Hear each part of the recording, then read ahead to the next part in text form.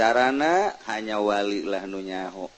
Artina wali teh ku ieu mungkin bisa aya dina hasanah, ku ieu lah nyana hasanah, ku ieu lah hasanah, terus supaya engke di dunia hasanah wa fil akhirati hasanah. Geus lamun wali bertugas mindah-mindahkeun jelema supaya aya dina ranah hasanah, atuh berarti urang mantak naon ayeuna nyelu, ngagero, muntayang, tawasul lah. Kalau sok ngadoa mindahkeun jelema kana hasanah, geus urang atuh tawasul ku ari, geus nu patut ditawasulan jelema-jelema anu memang kos kitu makomna. Saha? A'udzu billahi minasy syaithanir rajim. Bismillahirrahmanirrahim. Dina nyaritakeun tentang pangkat kewalian anu memang urang dititah munada nyelu ka Allah, tawasul melalui kakasih Allah.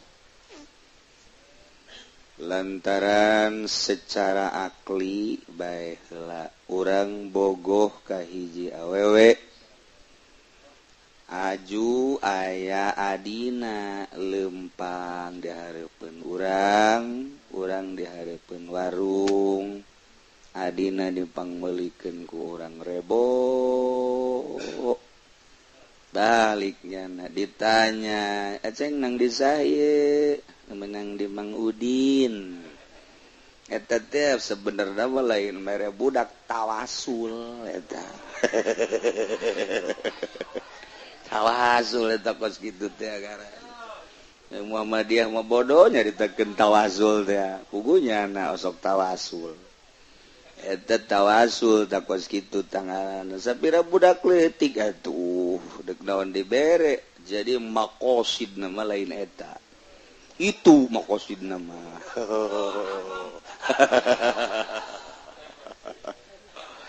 Ya Allah ya Rabbina, etalah sekelilingna boh adina, boh dulurna, boh mamangna di bageran ku urang maqsad a'zam nama itu. Tawasul teu ngaranna kos kitu, eta ka manusia pada makhluk berjalanlah seperti eta. Nah, kos kitulah di kehidupan urang, bahkan boro-boro ka adina nu leutik, ka dulurna nu dewasa, ka mamang jeung uwana urang ngabageran boro-boro ka eta, ka mengna be mengna diusapan ku urang. Aya mengna liwat ka imah urang atau urang keur diuk di warung ditanya, "Ieu ucing sa?" "Ucing itu sasarwiti." "Bu, ditangkep diusapan mengna eta meng ucingna." Nah eta teh ya tawasul melalui ucing garong. Ada reseueun Muhammadiyah makos kitu. Deh masyaallah. Nailah urang ge tawasul ka Gusti Allah, jadi titah pan urang tawasul teh. Sebab lil wasail hukmul maqasid, eta ceuk usul fikih. Urang mun nyaritakeun dulal dalil Quran ngaberebet, hadis ngaberebet, usul fikih ge ngaberebet. Memang kos kitulah sunnatullah.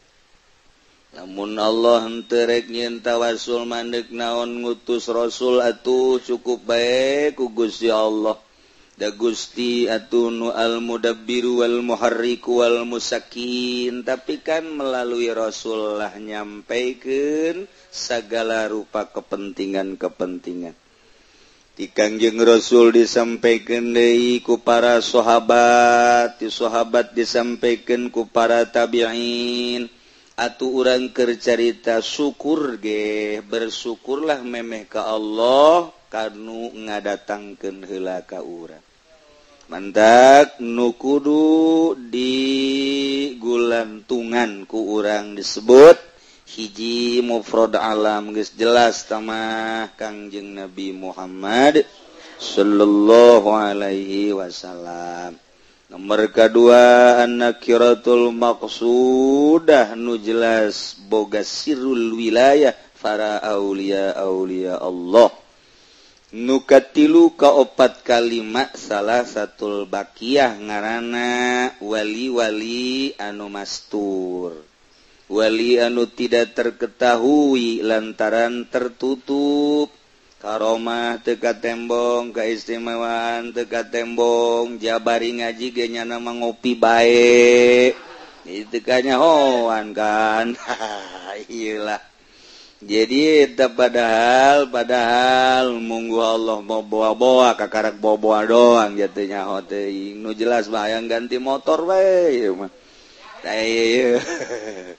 Ya gitu kene ulama-ulama ngan tetap bisa dibedakan ahli Allah jeung lain mah hanya teu tembong karomah jeung maunahna hungkul tapi lamun dipikir nu jero loba perbedaan hiji di antara perbedaanna nama tilok marahan perbedaan. Nomor kedua selalu ngageuing bae dek di tuturkeun di dengean tawan teu terus bae tanpa pamrih sebabnya nama pikiranna keur jeung Allah. Berkat tilu nya nama tara ngaharepkeun pamerena dibere sakitu teu dibere sakitu. Pelebah eta geus kanyawan ku urang kan. Pelebah lamun dibere jeung teu dibere beda. Nah eta geus kanyawan ku urang. Ku ari tinggal ditunjuk bae saha. Nun dibere rada beda mun teu dibere rada beda sok ngacung tuh kan beda mun diondang lamun gede angel ceramahna teu datang ka beak carita datang tapi lamun merena leutik sakeureung mah da eta nu kos kitu ngaranna eta mah kiai mastur asli teman. Nah iyalah perbedaan-perbedaanana lamun kurang ditilik-tilik nya nama ngadoakeun bae boro-boro kanu bener nu supaya istiqomah kanu salah supaya lempeng terus we jangan mah kajeun kuku bagus selalu ngadoakeun sebabnya na dititah ku Gusti Allah mang doakeun batur supaya selamat sesuai jeung ucapan Kangjeng jeung perintah Kangjeng Rabbana atina fid dunya hasanah wa fil akhirati hasanah wa qina adzabannar. Doa eta lah atina fid dunya hasanah di dunia supaya hasanah tanpa terkecuali ka saha bae deuk disebrangkeun jelema supaya aya dina hasanah. Geus puguh aya dina hasanah supaya istiqomah dina hasanah nu encan supaya kitu aya di hasanah nu jauh kena ditarik supaya aya dina hasanah. Kitulah tugas para aulia Allah. Jadi moal aya wali ngadoakeun teh ku galedeg malaya. Malaya wali mah kos kitu teh mah lain disumpah sia ku aing lamun teu milih kadinya geus moal di aku murid moal aya. Lain wali teh mun kos kitu mah. Yana menyebrangkeun jelema supaya aya dina hasanah. Penting ngadoa teh sorangan mah tilok dipentingkeun jang batur bae. Ya supaya nu usaha Gusti eta teh jelema si eta supaya usahana dimere maju sugan bae aing maju mah lantaran kelas jana mah kelas syariat mun maju kadangnya bisa silaturahim bisa zarah bisa ngabangun masjid bisa tentrem hatena. Sebabnya nama makomna datang karinya majukeun Gusti tah eta kos kitu si itu Gusti hayang jadi pejabat mudah-mudahan we ku Gusti dijadikeun sugan we di leungeunnya nama ieu nagara teu pati acak-acakan teuing tuh ngadoana kos kitu jangan mah aya bae di sisi babaturanna meureun diberena gede teh nya teu suuzon bae nya nama pati.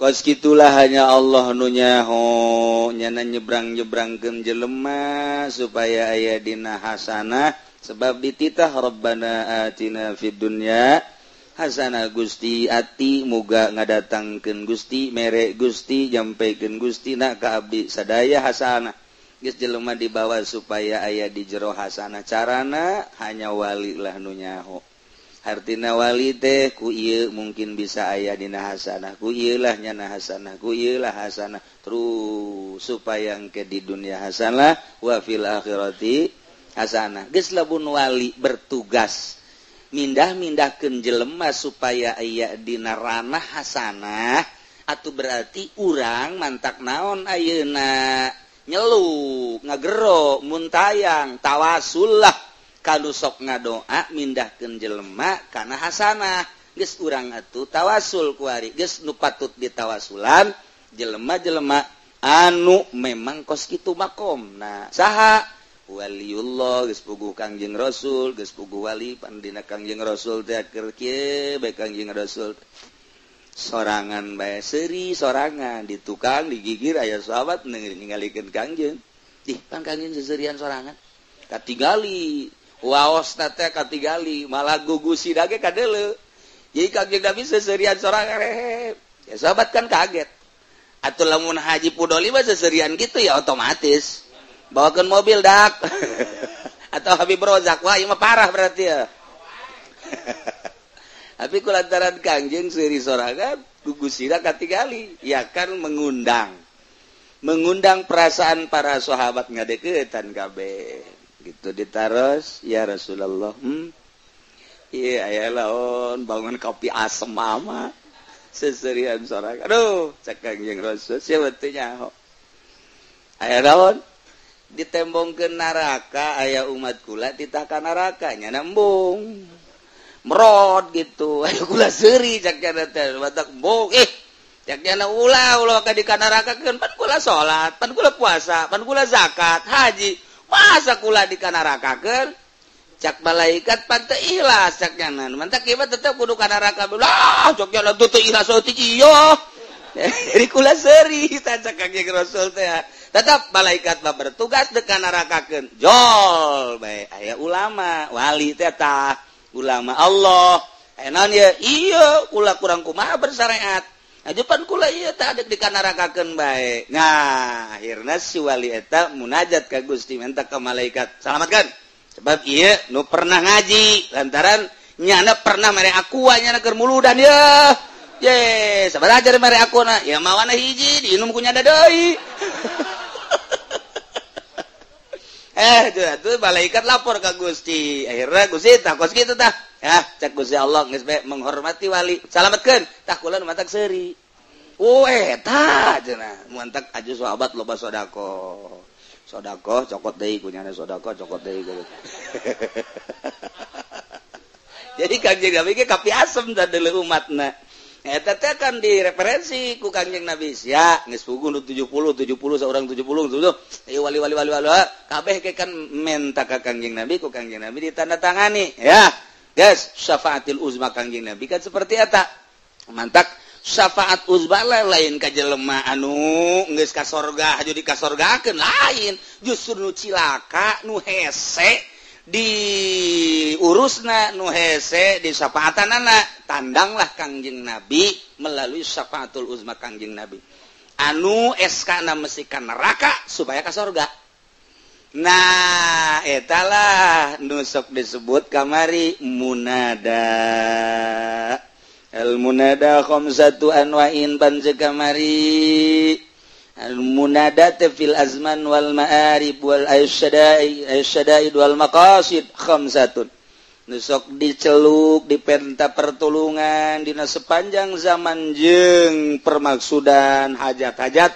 5 ulah salah hiji mufrad alam jelas Kangjeng Nabi 2 nakirah maqsudah yakna wali nomor katilu salasatul baqiyah nakirah ghair maqsudah mudhaf mutasyabih bil mudhaf ilah nu mastur wa salasatul baqiyatu mansubatun lil maqadir nu tilu anu nyesa eta dijenengkeun diadegkeun kana pirang-pirang papasten yajri alaihim kutiba lahum anu berjalan ka manehanana keputusan-keputusan masukun serta tentrem cicing tahta majarihi handapeun pirang-pirang nggon lempang teu ngarasula sadajan teu tembong karomahna teu tembong maunahna tapi nyana selalu ridho jasa ka Gusti Allah mantak ieu mah sesuai jeung ucapan Tuan Syekh Abdul Qadir nam tahta majaril aqdar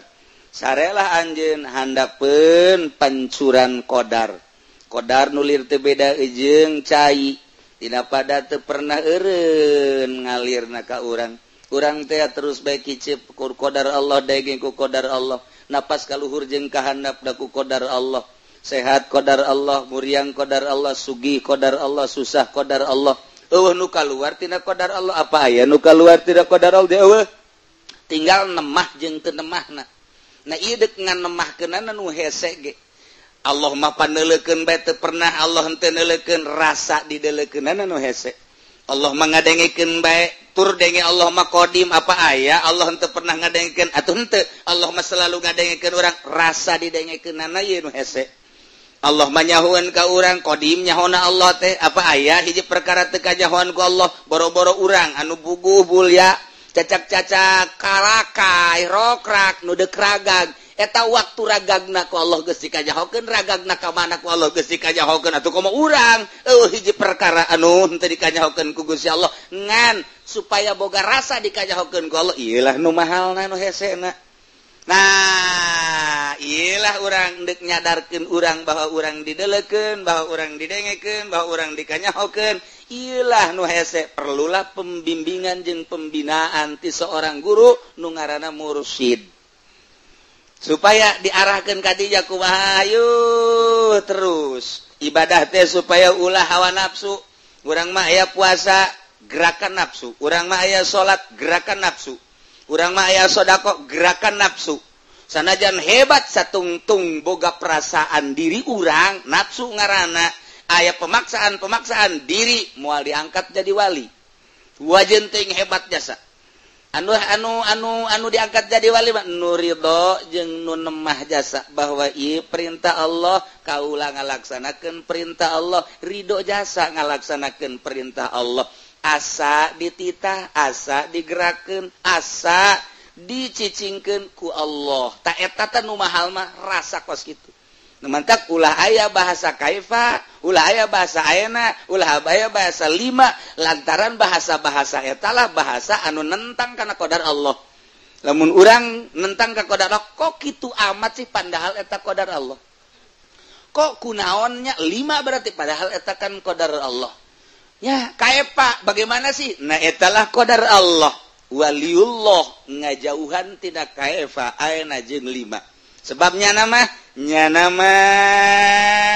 kitu yajri alaihim kutiba lahum masukun tahta majari in qarrabihim fadli mun Allah netepkeun ka dinya ku fadl Allah wa in farra minhum fa biadli lamun jauh ku Allah dijauhkeun berarti ku adil Allah na eta la nu hesena urang teh nemahna ka Gusti Allah hese jasa mentak geus bae urang kula loba omong nemah jasa tak endek datangkan nemah teh kudu melalui syariat teh lah beusi urang nemah horeng lain di syariat pajar urang mah urang bener horenganan jauh ti syariat anu mantak syariatna heula nu rapi jadi kadang-kadang urang hese ngomong seperti jelema nu ngaharamkeun sapeker bae ketika didesak ku urang cek urang teh atuh mun carita haram ieu mah haram teh haram cek syariat lain haram cek tasawuf jeung haram cek syariat atuh berbeda mun make teh urusan mantek urusan nahu urusan usul fikih berarti ieu mah udzur zahir berarti caritana carita syariat geus ketika carita syariat datang ka mana basi aya nu ngudag bae lamun urang geus tasawuf ulah nyaritakeun urusan mantek ulah nyaritakeun urusan kitu johar maknun urusan nahu urusan usul fikih ulah berarti urang silulup ka jero urusan golbu iyalah urusan ada tasawuf tazkiyatun nafsi ngaranna jadi berarti endek makena kumaha didesak manehanana ku urang urusan fikih lumpatlah ka tasawuf ketika didesak tasawuf lumpatlah ka fikih cabok tah mun geus kitu mah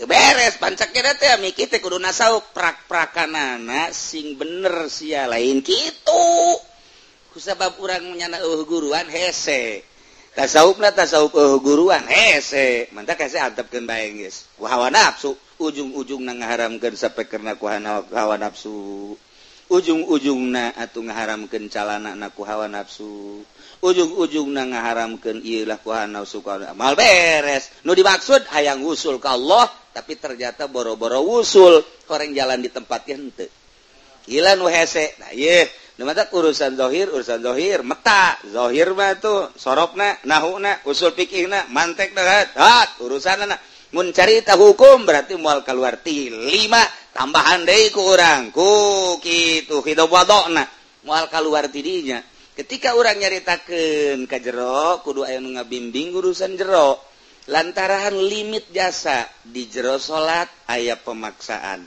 di jero sedekah aya pemaksaan batin ieulah nu ngahalangan disebut pengakuan eueuh hiji akuan di ilmu tasawuf kecuali Allah ketika aya nu diaku di luar Allah etalah nu ngahalangan nafsu ngaranna geus urang teh teh micinan etalah nu hese tah lamun jelema geus datang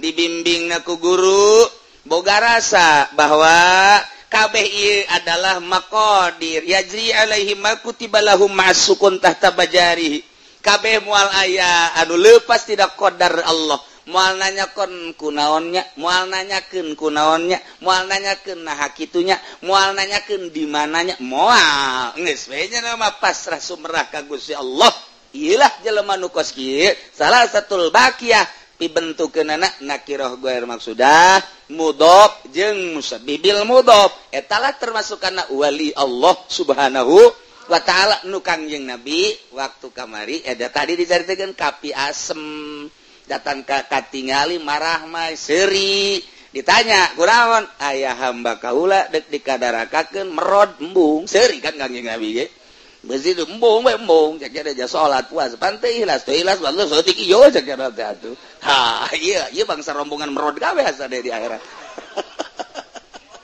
merod gawe seri kos kitulah murang mencarita ilmu batin sebab Kanjeng Nabi mah ketika jaritakeun sorga ditempokeun kobret ketika jaritakeun neraka ditempokeun kobret sehingga mun anjeun nyaho kana naon nu ku kaula dikanyahokeun niscaya moal ngalobakeun seri pasti ngalobakeun ceurik nah etalah Kangjeng Nabi nyarita kitu tapi Kangjeng Nabi seri pan cek Kangjeng Nabi Kangjeng Nabi ulah seri komo datang ka katingali gugusi ulah mentak seringna Kangjeng Nabi mah mesem tetapi harita kok seserian loba deui hadis su Kangjeng Nabi seri datang ka gugusina katingali.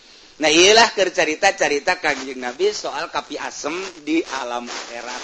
Tetap moal keluar ti jelema-jelema anu dibere referensi, dibere SK ku Kangjeng Nabi titah nyapaatan umat. Nah hayangna Kangjeng Nabi ulah aya umat kaula anu kana raka hiji-hiji acan. Pan pohara eta.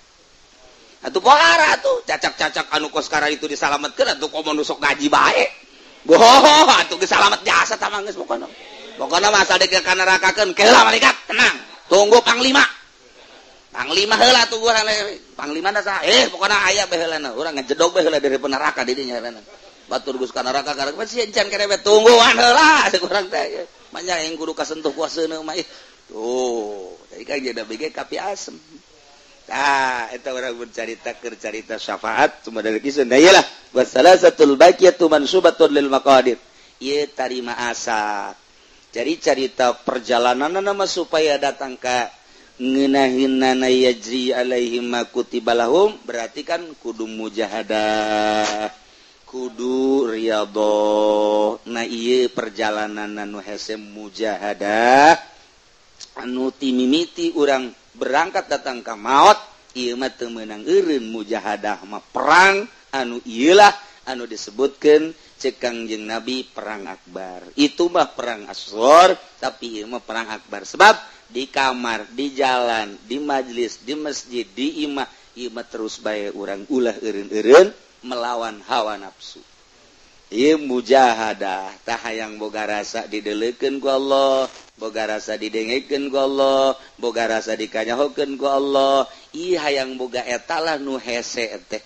kurang kengenah-ngenah di masjid asa didelegeun ku Allah keluar bae saeutik neuleuh bae mio haju bae ngolembar neuleuh bae awewe haju bae ngolembar neuleuh bae pakaian haju bae ngolembar teu jauh gangguan teh ti eta deui mentak ditegor lah ku guru cek guru endek datang ka irahatus ya hirup kikituan bae mah jasa kedeung deui geus ya keur bakal maot berangkatlah di mana? Berangkatlah di hirup. Kuari kumaha? Hirup teh menang nyeun Allah. Cok pikir ku maneh hirup urang teh ieu nang pamere Allah. Geus dibatas ku Allah hirup urang. Boa datang ka bulan hareup, boa datang ka taun hareup, boa datang ka terus berikutna. Pergunakeunlah hirup ladzizu fil hayati bizikri.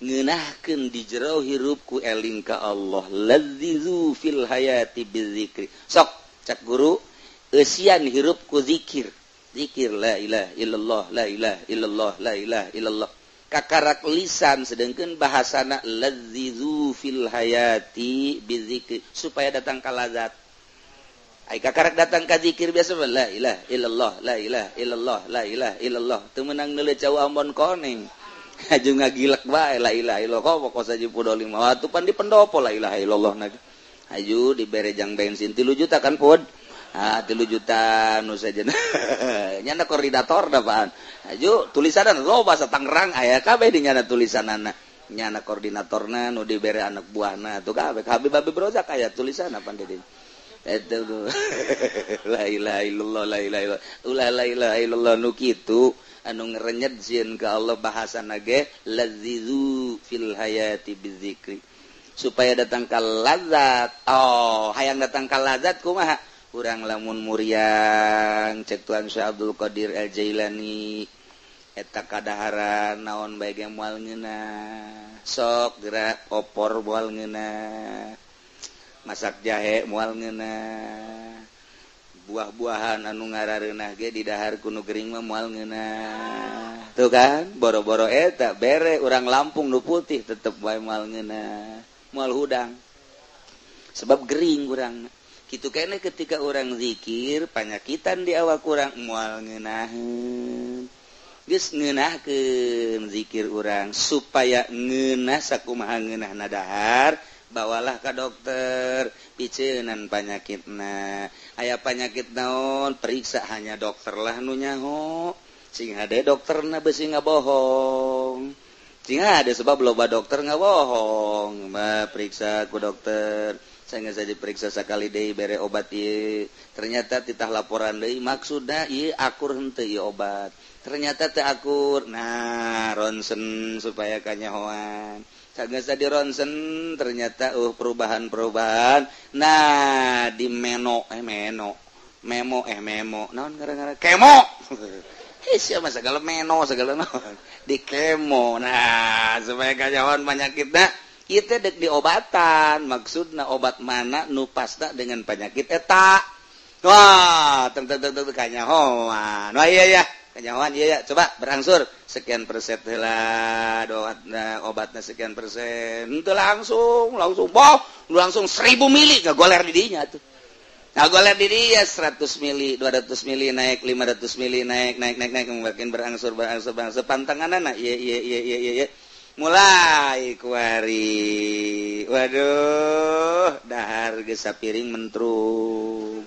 nginum geus pohara jasa nambah deui gelas gede kebelah dia geus aya lazat aya ditaja aya rasa ngeunah cek ngeunah ieu susu ngeunah ieu kopi ngeunah ieu ngarokok ngeunah waduh atuh ieu pohara ieu mah ngaranna mamayu nu kos kieu mah geus serba ngeunah ieu mah tuh tah eta teh ya ahli Allah dokterna mursyid datangkeunlah awak urang coba ieu jatuh ngeunaheun maca Quran teu ngeunaheun zikir sedengkeun ti dituna ladzizu fil hayati di jero hirup supaya aya lazat ku zikir coba-coba kumaha aya panyakitan mungkin panyakitna di lelembutan nu mana ye lelembutan hanya mursyidlah nu nyaho engke ku guru mursyidna bacakeun ieu lah sholawat dolobah heula nya bacakeun ya latif bacakeun ieu futuhal arifin bacakeun ieu nu dimaksudna supaya lazat supaya lazat pantangan anak pantangan anak pantangan anak ya geus loba keluar geus cicing bae di jero kamar mata supaya dijaga ceuli supaya dijaga dan lain sebagainya pantangan anak. Nah kuari mah geus rada tegep cicing di masjid nyana geus tegep diukna silana geus bagus batur ka keluarganya nama didinya bae tegep jasa batur asup deui ka ya didinya keneh teu robah horeng nundutan tegep beda tuh aya kategepan lain deui kan dideuleu ku urang lantaran zahir eta adalah pantulan batin. Moal kuat cicing di jero masjid teh ya kajian masjid make AC lamun batinan teu tentrem moal kuat tinggal kitu bae sih di masjid teh ya keramik na geus lain keramik granit bahkan lain granit deui luhureun granit naon ngaranna marmer na geus lain marmer Indonesia Singapura dan Cina lain marmer Itali wah geus pohara jasa make AC dan lain sebagainya tapi tetep bae teu betah. Nu nyieun betah teh ron batin deuk naon atuh cicing di masjid teh pan kitu meureun Madinah sakitu indahna AC na ge diunggal tihang tetep bae likum-likum kunaon eta batin tapi lamun batin dan deuk ka Allah kan ngeunaheun amat ieu tentrem amat ngeunaheun amat ieu tempat ajuneangan urang nu mana ieu nu teu kaganggu ku jelema hilir mudik di dieu ye siapkeun sila dan lain sebagainya ngeunaheun batin di jam ka-2 jam ka-3 jam ka-4 ngeunaheun tentrem jasa terus ku urang dihayalkeun ieu mah urang di jero masjid aya ASEAN aya Kangjeng Nabi wali Allah mah keur sulukna di leuweung di gunung pinuh ku reungit hujan kahujanan panas kapanasan kok tentrem amat si batin. Urang mah kakarak di masjid zakieu bae ge kos kieu aju jelema kalaluar kabeh tinggal urang doang sorangat bareng beunta asana aya juri ge geus macem-macem pikiran urang ketika urang di masjid teh kerame mung kaganggu ku jelema begitu dereuh jelema culak cileuk kok moal aju parem listrik mah badah geus parem listrik mah bisa sasada di jero euy tolong urang eta abi projek tulung-tulungan besi aya jurig jak eta teh endeu ka Allah sieun keneh ku jurig moal beres tagilah berarti penyakit di urang aya penyakit ujub aya penyakit ria penyakit takabur hubul jah hubul mab hubur riasa etalah penyakit aya penyakit zulmu aya penyakit kibir aya penyakit goplah aya jahlu dan lain sebagainya hanya guru mursyid engke nu ngaturna ye nah beres ku guru kok geunaheun bener ieu mah tentrem geus rada aya nikmat aya sorangan nu kos kitu mah mungkin keur leumpang keur dieu keur surusup ka jero hate teh kadang hudang sare surusup ngeunaheun indah ngeunaheun nah didinya lah kamaripatan mah datangna rahasia guru mursyid teh kitu jahon ketika urang dibere marifat ku Gusti Allah lain ku sebab zikirna lain ku sebab maca Qur'anna lain ku sebab tahajudna marifatna nolna nggak nolkeun diri bahwa diri urang eueuh nilai di hareupeun Allah abdi nu Gusti hirup abdi nu Gusti abdi nungguan maot dek dieusi ku abdi hirup abdi nungguan maot datang ka maot ku ngabakti ka Gusti adapun ngabakti ka Gusti kumaha Gusti nitahna kumaha usumna kumaha jamna ketika jam zuhur abdi dek ngabakti melalui salat zuhur ridho abdi dititah ku Gusti nemah jasa ketika asar perintah salat abdi ridho nemah nol di jero urang teh eueuh nanaonan tah dina nol eta Allah mere sulusup ngeunaheun kabelah ditunang ke bakal kagambar kasalahan-kasalahan imam timbulah embung urang berjamaah teh embung lantaran aya kasalahan-kasalahan nu mun ku urang dibukakeun eta teh sebenarnya aib jang diri urang teu akur urang kanyana teu berjamaah perbandingkeun ke hanya guru mursyid nu ngatur apa maing sorangan salat apa maing berjamaah kanu kos kitu diatur henteu meunang sambarangan mantan ke loba nu bebos bae di jero kamar akibatna jadi wali henteu berjamaah henteu nah ieu teh asa diatur kos kitu teh teu meunang sambarangan hayu datang ka mana nah iyalah diutar diatur engke ngeuna nah kuari eta jang batur kuari kembali ka diri urang cek Tuan Abdul Qadir seakan-akan hati orang diasupkeun dibuka, hati orang dikaluarkeun diasupkeun ditenden di luhurna nampan. Ieu di luhurna nampan teh hati urang, berarti di jero hati urang teh aya bagus aya jore. Bayangkeun ku urang mun hati urang jeung roh urang di luhurna nampan, bawalah ku urang ka pasar. Batur bakal nanyakeun hati saha jeung roh saha eta? Ieu mah hati Habib. Wih, horenganan jatah mah resep ka mobil. Wih, coba aja hayang jahe. Wih, kasalahan-kasalahan seakan-akan tembong. Tah eta teh urang kira-kira isin teh dihareupeun jelema di pasar, hate urang roh urang teh ditembongkeun. Ulah waka di Allah kapasarkeun bae eta teh ku urang seakan-akan hate jeung roh urang dipuatkeun kana nampan dikapasarkeun. Kasalahan-kasalahanna keuna nyahoeun urang pasar, kira-kira urang isin teu. Mun kira-kira urang bakal teu isin, berarti geus bener tah urang. Lamun kira-kira bakal isin keneh, berarti urang dihareupeun Allah mah komo. Cacak dihareupeun manusia geus kos kitu. Nah, balikeun deui ka urang, rapihan deui. Ulah bakal dikapasarkeun sebab mun urang pasar nyahoeun aing isin ye.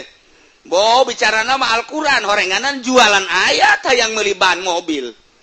Jualan ayat, jualan hadis, horenganan hayang ngaberesan imah, jualan ayat, horeng hayang kawin deui, jualan dan berbagai jualan. Mun ieu hate urang jeung roh urang dikananampankeun, diasupkeun, dikapasarkeun, batur bakal bagus amat lantaran eueuh dunyaan, lantaran eueuh makhlukan, raresepkeun jelema, Allah bakal resepkeun. Masalah tah lamun kos kitu kok geus ka pasar ka kota cacampuran maneh jeung pemerintah, cacampuran jeung ahli ekonomi jeung nu sugih jeung nu kumaha. Oh, silakan lantaran naon? Geus dikamasankeun tadina. Oh, ieu mah bagus ye. Berarti geus lulus. Ita jang sebagai ukuran. Lamun urang ngukur diri urang, tak aing ku batur dikiaikeun coba seakan hate aing dikananampankeun, aju dikamasankeun ye ka pasar. Aing bakal isin tah henteu. Ukur seperti kitu. Sia ada ke datang ka iba dibongkar ku sia deui. Hate aja dikaluarkeun kana nampan modar sia. Ieu mah seakan-akan. Sia masuk salah bae mah hese jasa ieu. Ngomong jeung sia hese aing ye. Seakan-akan geus kitu teh seakan-akan. Nah, eta lajang introspeksi jarana. Buka hate urang, asupkeun kana nampan, kapasarkeun. Coba berita orang pasar tah kumaha tah? Urang ngadaekeun di imah. Urang ngadaekeun di imah berita orang pasar kumaha? Eta teh jang ukuran, ngukur diri urang bagus jeung goreng. Nah, kos kitulah seperti eta. Naon sababna? Lantaran hate aya di jero awak urang, ditutupan ku awak urang, ditutupan ku daging, ditutupan ku kulit da dibagus-bagus ku urang, ditutupan make jubah, ditutupan make sorban, ditutupan make udang-udang, makel tasbih anu gede tuh kan keur ngaji ge nyekelan tasbih bae pan mah tuh. Lain zikir ieu sabenerna mah eta mah. Tah. Eta kan zohir, kurun teu teh jeung batinna. Nah, supaya kanyahoan, kaluarkeunlah hate urang, kamasankeun ka pasar. Lantaran loba garong berjubah. Lantaran boga pamalingan, loba pamalingan bersorban. Loba ieu teh anu penjahat berkomis. Ulah sampikeun ka kos kitu tah, buka. Nah, lamun urang geus kos kitu ukuranana ternyata dibagus-bagus ku urang pasar bagus amat. Ieulah anu geus yajri alaihim ma kutiba lahum masukun tahta majarihi. In qarrabihim fa bi fadli wa in farrabihim fa bi adli. Wasitru min ajlihi yahlu billahi taufik wallahu a'lam.